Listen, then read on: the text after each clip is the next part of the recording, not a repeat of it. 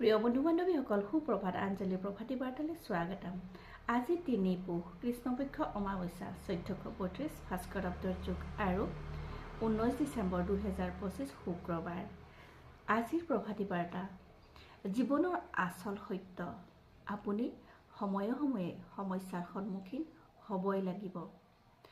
সমস্যা যেন মানুহৰ জীৱনৰ এটা অবিচ্ছেদ্য অংগ হৈ পৰিছে নহয় জানো? আমাৰ সকলোৰে জীৱনত সমস্যা আছে, কিন্তু এই সমস্যাটো আমাৰ তেতিয়ালৈকে আমাক বেৰি ধৰি ৰাখিব যেতিয়ালৈকে আমি সমস্যাটোৰ বিষয়ে বুজি নলওঁ বা সমস্যাটো ক'ৰ পৰা আৰম্ভ হৈছে সেইটোৰ ওপৰত চিন্তা নকৰোঁ।